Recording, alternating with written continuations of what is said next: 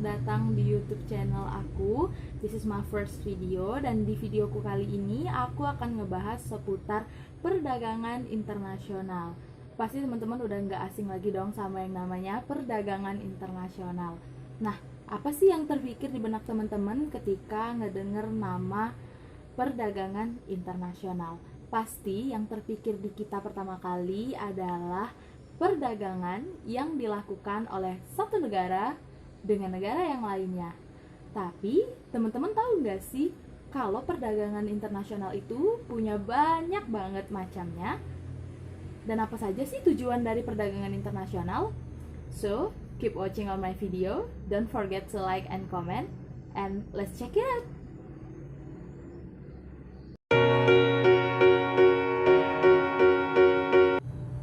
Oke, yang pertama aku akan bahas mengenai definisi dari perdagangan internasional. Perdagangan internasional adalah transaksi dagang yang dilakukan oleh satu negara dengan negara yang lainnya, baik berupa barang ataupun jasa yang melintasi batas negara.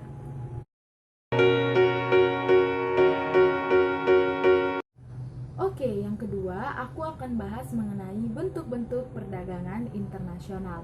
Nah, seperti yang aku bilang tadi, bahwa bentuk-bentuk perdagangan internasional ada banyak banget. Tapi, di videoku kali ini, aku akan bahas mengenai 3 bentuk perdagangan internasional. Yang pertama, perdagangan bilateral. Perdagangan bilateral adalah perdagangan yang dilakukan oleh dua negara. Contohnya, seperti Indonesia dan Malaysia, atau Indonesia dengan Cina. Yang kedua, perdagangan regional. Perdagangan regional adalah perdagangan yang dilakukan oleh negara-negara dalam satu kawasan. Contohnya seperti negara-negara ASEAN yang melakukan perdagangan internasional. Yang ketiga, ada perdagangan multilateral.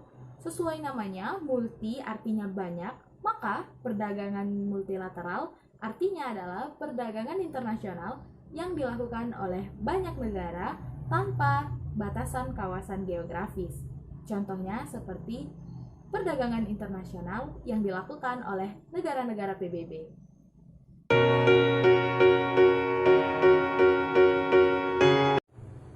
Oke, selanjutnya aku akan bahas mengenai tujuan dari perdagangan internasional.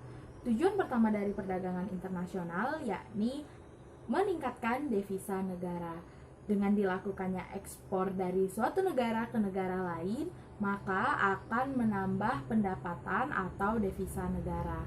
Nah, dari pendapatan atau devisa negara yang bertambah akan memunculkan hal-hal positif lainnya di dalam suatu negara, seperti pertumbuhan ekonomi, stabilitas harga barang yang diekspor, dan eksistensi tenaga kerja. Selanjutnya, tujuan dari diadakannya perdagangan internasional yakni untuk melengkapi kebutuhan negara.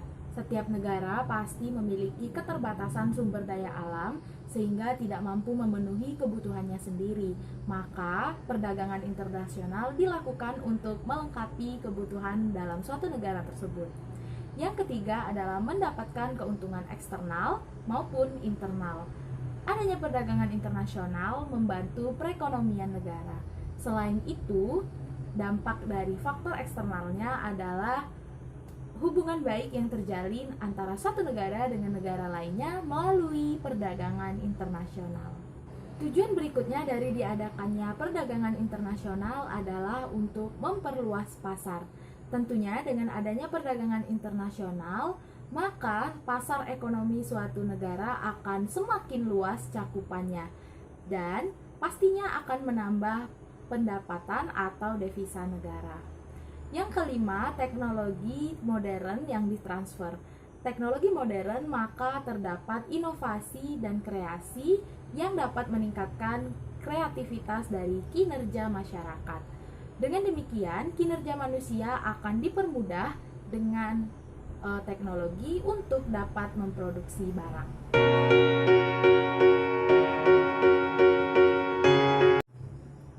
Nah, selanjutnya aku akan bahas mengenai faktor pendorong perdagangan internasional. Nah, faktor pendorong perdagangan internasional yang pertama adalah perbedaan sumber daya alam. Tentu kita tahu bahwa setiap negara memiliki keterbatasan atau perbedaan dari segi sumber daya alam. Maka dari itu, dilakukan perdagangan internasional untuk dapat memenuhi kebutuhan di dalam suatu negara dan melengkapi kekurangan dari keterbatasan sumber daya alam. Faktor pendorong perdagangan internasional yang kedua adalah perbedaan faktor produksi. Perbedaan faktor produksi menyebabkan suatu negara tidak mampu memproduksi suatu barang sehingga harus bekerja sama dengan negara lain yang mampu untuk memproduksi barang tersebut. Maka terjadilah perdagangan internasional. Faktor pendorong perdagangan internasional yang selanjutnya adalah tidak semua negara dapat memproduksi suatu barang. Nah, contohnya seperti di Indonesia. Indonesia mampu memproduksi bahan karet mentah, namun tidak dapat mengelolanya menjadi ban atau bahan-bahan sintetis lainnya. Nah, maka dari itu perdagangan internasional dilakukan untuk membantu memenuhi kebutuhan dari negara Indonesia akan produk berbahan karet. Yang terakhir sebagai faktor pendorong perdagangan internasional adalah adanya persaingan antar bangsa dan antar pengusaha. Nah, persaingan tersebut menyebabkan terjadinya perdagangan internasional karena setiap bangsa berusaha untuk menaikkan atau menambah devisanya melalui perdagangan internasional. Sama halnya dengan pengusaha yang mengembangkan usahanya sampai ke bidang internasional.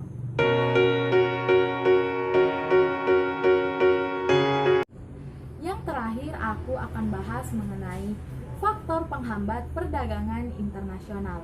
Nah, di samping faktor pendorong perdagangan internasional, ada juga loh faktor yang membuat perdagangan internasional menjadi terhambat. Nah, salah satunya adalah keamanan suatu negara. Jika keamanan suatu negara tidak baik, maka akan sulit untuk melakukan perdagangan internasional. Yang kedua, kebijakan ekonomi internasional yang dibuat oleh pemerintah. Jika kebijakan ekonomi internasional itu tidak sesuai dengan para investor-investor yang akan berkunjung ke negara tersebut atau menanamkan modalnya di negara tersebut, maka perdagangan internasional akan menjadi terhambat untuk negara tersebut. Yang ketiga, sebagai faktor penghambat dari perdagangan internasional adalah perbedaan mata uang di setiap negara. Perbedaan mata uang di setiap negara tentunya menjadi faktor penghambat dari perdagangan internasional. Nah, mata uang negara yang cenderung rendah akan melemahkan investasi yang ditanamkan oleh suatu negara di negara tersebut. Kemudian, yang keempat adalah sumber daya kualitas rendah. Sumber daya kualitas rendah membuat perdagangan internasional menjadi terhambat karena negara-negara lain pastinya menginginkan sumber daya dengan kualitas bagus atau kualitas yang terbaik. Yang terakhir sebagai faktor penghambat dari perdagangan internasional adalah perang. Tidak dapat dipungkiri bahwasannya jika suatu negara terjadi perang, maka perdagangan internasional tidak bisa dilakukan karena kondisi negara yang sedang tidak aman dan sedang tidak stabil.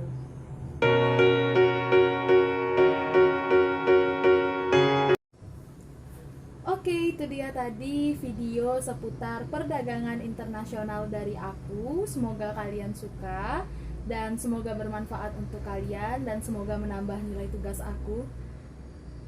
Oke, terima kasih telah menyaksikan dan sampai jumpa. Wassalamualaikum warahmatullahi wabarakatuh.